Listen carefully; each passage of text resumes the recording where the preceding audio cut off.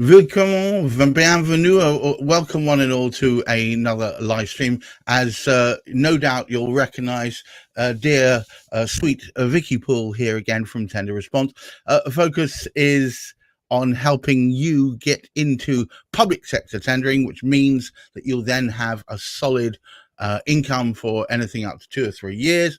It's superb if you can get into it. The biggest problem is that responding to tenders tends to be fairly onerous, and you need someone who can steer you to make sure that you get a good success out of. Her success rate is pretty high, and she will make sure that you don't fall into the pitfalls and the traps that are set there, I suspect, intentionally to get rid of most applicants. Today, and I saw this come through when she said this is what she wanted to talk about today. She said low value procurements now and preferred supplier lists. Now, preferred supplier lists, I wouldn't say I'm all over it, but I sort of understand the concept. Low value procurement. I know. Explain. Oh my God. Right. Okay. So low value procurement. So every council will have their own financial thresholds and limits. Under Crown Commercial Services, which is the main head honcho who sets the guidelines, they say anything under £127,000 can be done through, wait for it, short form procurements. Short form procurements can be pre-quotes. They can be RFPs, like very, very short RFPs, or they can just like cherry pick suppliers from frameworks to quote with. So if there's like this sounds like a double-edged sword. On the one hand, they tend to be fairly fast turnaround, fairly fast getting to the point. On the other hand, they cherry pick. They choose, which ones they want to work with. It's not like, well, you'll often find a lot of short form procurements have 2-week turnarounds. So if you do your bid scanning monthly, then you've missed it. So what a lot of them do is they advertise. So there is actually a framework called low value procurements. Can you believe it? Yes. And there are suppliers on there from everything from tree surveys, marketing, learning and development coaches, all the way through to LAN cabling companies, right? Wow. So there's all sorts of things. And it's simply an approved mechanism. So people go on there, they go, oh, I want to do this. And, oh, we have 4 suppliers. So when they advertise it on that framework, there's only the 4 suppliers who could respond to it anyway. Right. So then for good measure, in case they miss it, they email them, invite them, say, hey, Gareth, we've got this promotion for LinkedIn a project. Would you like to tender for it? And then you would have the opportunity to respond. And this is really, really valuable because I was catching up with, as we do here at Tender Response, we catch up with all of our clients every couple of weeks or so. And one of my clients kept this on the down low. I got him onto a preferred supplier list. I know. I got him onto low value procurement and a preferred supplier list a good few months ago. And he casually mentioned in passing that he's got 2 out of the 3 quotes that he's done through that. And I was like, dude, why didn't you tell me? That's fantastic. You don't have to pay me win commission or anything. So I don't know why you didn't tell me. And he's like, yeah. So it's like 14 grand's worth of work for him. Wow. Which from 2 simple quotes, it's not, depending on the size of your company, that's small fry or that's big fry. Well, first of all, it matters on the profit margin is. And second of all, it doesn't sound like a vast amount of work to get there. It's not a vast amount of work. So it's a little bit of admin, a little bit of support. We can usually do it in like a half a day to get someone onto a framework. If you've got all the right information to hand, sometimes you don't. So sometimes we need a little bit of extra support. But then when you're there, you could get lots of work really on, or you might wait. So this client in particular, I got him onto that framework in February and he's had nothing until July. And then in July, he quoted 3. In July, he quoted 3 and he got 2. And he's like, great. So I've had to cancel my summer holiday now. Yeah, but 2 out of 3, that's a pretty good hit rate. It's a good hit rate. So I'm trying to do a little bit of support with him at the moment to figure out who the other people on that list who are responding to, so he can target his competitors more effectively. Wow. So they do work. There are all sorts of procurements that people can get involved with. Not only is there low value procurements, which is on the Crown Commercial Services website, but you can also get on the preferred supplier list for some of the councils. Now, some councils, when they have a charge or something that needs to be done that's under £50,000, they go through their existing supplier list, and they don't come out to like framework and open market. They get 3 quotes and they go that way. And because they've had the 3 quotes, that's classified as a competitive situation. Right. So you could be sitting there thinking, well, I know that this council has a need for LinkedIn marketing, but if you're on their preferred supplier list, I know your packages, Gareth, you probably get under the £50,000 bracket. Yeah. You know, well, yes. You could be sitting there going, I know this council has that need, but unless you're on their preferred supplier list, you're never going to be invited. So the question then comes, how do you get on that list? Yes, Vicky, how do I get on that list? Thank you, Gareth. That is a fantastic question. Without being prompted at all, I might hasten to add. So you can get on that list in a few different ways. The easiest way to do that is to email in, and it's usually procurement at council email address, and ask them. Say, hi, my name's Vicky. I run a bid writing company. I noticed that that your council supports this in this area. How did you procure that? Is that a framework or preferred supplier? Right. And if they come back with this should be done under freedom of information, you know what? Freedom of information, they get 30 days then to respond to you. Usually people in procurement are very happy and they'll say, oh, actually, you know what? I'm not the right person for that. Let me pass you over to Mary, to Bob, to Anne, who looks after low value procurements, who's able to advise more on the process. And then you get popped across to a person, usually within a team, and they'll advise you on the process. And depending on the council, so you've got unitaries and you got all the way through to parishes and you've got everything else in between, the process is slightly different. So you either have to tick a series of boxes, or it's literally we'll keep you in mind for your bid writing services. Is there anything else that you do? Oh, actually, we do grants and market research and like carbon reporting. So then they build up a little repertoire of what you do. And then every time something comes up, you then get notified. Right. But it all starts from getting onto these lists. And this low value list. Low value procurement. Has it got a particular name, or is that it? Low value procurement. I don't know. Some of these frameworks have fancy names. That's all. Low value procurement. That's what it's called. Low value procurement. For once, government have kept it simple. Well, it's not usually that simple, but okay, fair enough. Good. So what would be the hoops I'd need to jump through to get onto such a list, Vicky Poole?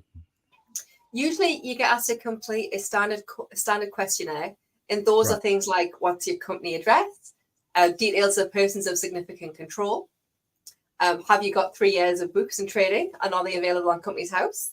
Do you have a carbon reduction statement, a carbon reduction plan?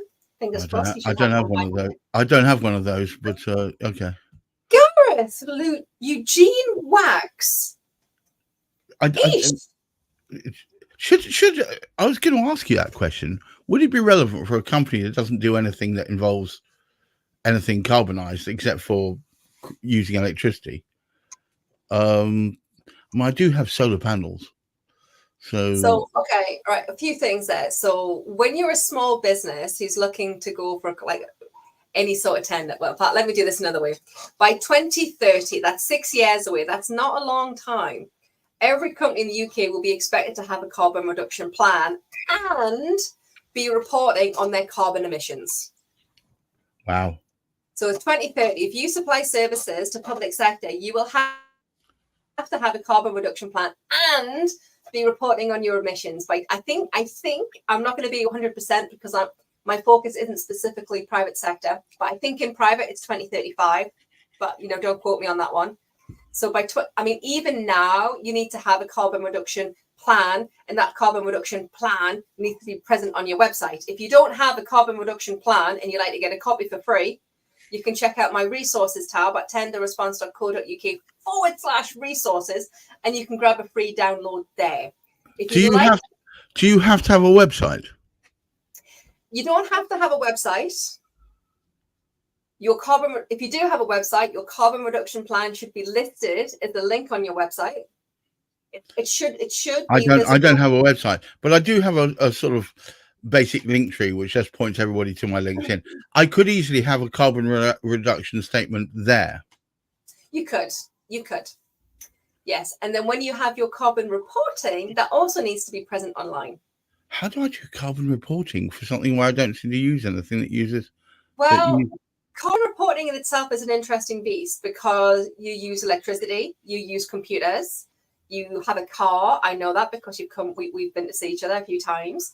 So it's all of that. Anything that you funnel through the business, like, for example, the purchase of your cameras, your mics, the use of any of your equipment, your funky ties and your hats, anything that you use, anything that you use to support and generate the growth of your business would run through your business and therefore have a carbon reduction statement.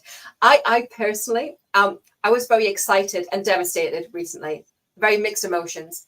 My car, my Bueller, my black Passat, she died. And I got bullied by my 5-year-old to buy a fully electric car. So I got one that was new to me, but secondhand, still in the Hang on, you bought I didn't know it was fully electric. You've got a fully electric car? Fully electric car. Not a hybrid? No, I got bullied by my 5-year-old to buy a fully electric car. Yeah, of course, we must always do what our 5-year-olds say. So what car did you get? Sorry, just Hyundai Kona. Guys, just talk amongst yourselves. What car did you get? Hyundai Kona. Right, and how many meters can you get away from the home before it conks out? 250 miles. They say it's a 300-mile in the tank on the battery, but I mean, Gareth, you and I have known each other a long time. I can't drive my car the second it gets like into the red on the fuel. So the second it gets to 50 miles, I'm on charge. And does it do fast charge? It can. It can do everything. Oh. And I've got my charger installed as well. Speaking of, do you know what that? So there are 2 different types of grants available if you have EV chargers. You've got your EV charger that if you have a business address, you can actually install your EV chargers and you can get £350 off an EV charger. Who knew? And then you can, if you don't work for yourself or run a business from your home, you can get EV charger grants if you are an individual, and you've got homeowner grants and you've got landlord grants. Again, 350 quid off the price of a charger thing. How much is a charger? How much is a charger? You can get them for as little as 700 quid. So therefore, it costs you 350 quid in total after the discount. So bearing in mind, on a full charge, which is 300 miles, it costs me £8. Sure. I'm really sad. I've worked it out already. How long does it take you to get a full charge? I plug it in overnight. Yes, I know that. But let's say you had to drive 300 miles, and I know you'd need to want to charge it at that point. How long would it take to get back to 300 miles again? Well, that's where the difference comes in, because if you fast charge it, it can be anything up to an hour, half an hour to an hour. Yeah. And if you're on the slow charge, which actually prolongs the life of your battery on your car, because that's the main expense when you have an electric car, is the bloody battery. Yes. But when that dies, it can take up to 8 hours when you're on the low current charge. Okay, so that's why you do it overnight, obviously. But yes. that's okay. So and so far, have you been loving on the electric? I have. It's great. George refused to be driven in Daddy's S-Max now. Well, because it's not carbon efficient. Yes. Wow. Well, anyway, going back to the low. Funny enough, you can get EV chargers on low value procurements. Oh well, nice tie-in. Nice tie-in. There we go. And bringing it back. So low value procurements. So if you are, most councils will generally buy EV chargers or anything else on a big main procurement. However, if they have like small niche requirements every now and again, they can buy them through either low value procurement. So LVP is actually a framework online. You have to apply it to get on it. It's really super simple. If you need any more information, let me know. You need to be on the approved supplier list at a council. So that can either be a reach out to them through procurement at council email address, and they'll advise you the process. If you do happen to get a SpongeBob SquarePants who gives you this, should be done through freedom of information, submit the request and you'll get the answer anyway. You can pick up lots of low value bits, anything from £500 up to £127,000 can be done on short form.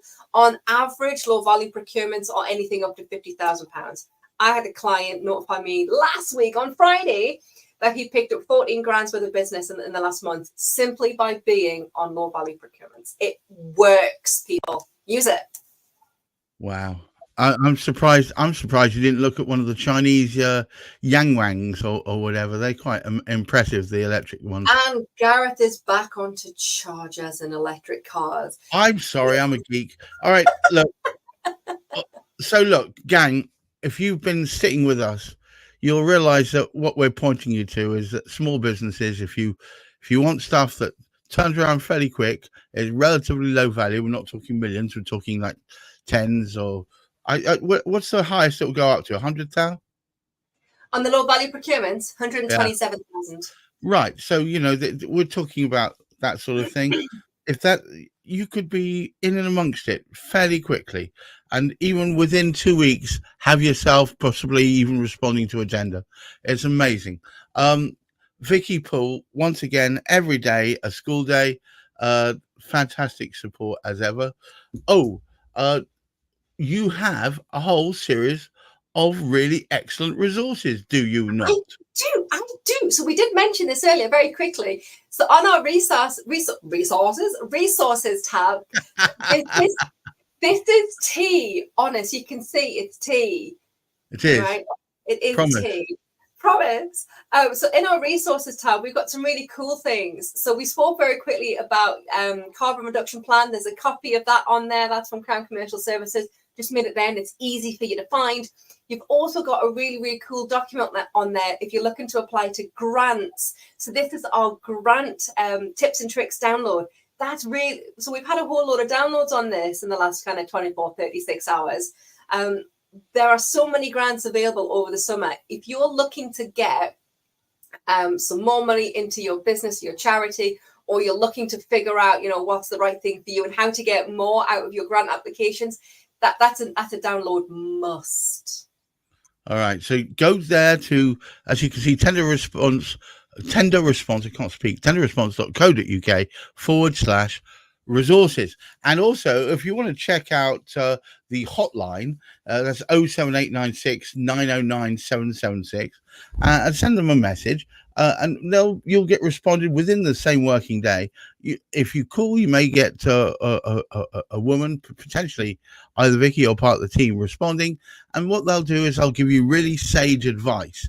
But in the first instance, be aware that a low value procurement means that you can get in and amongst it, get decent income up to about 120,000, and relatively quickly. Within 2 weeks, you could be on the framework, and 2 weeks after that, you could be responding to a tender.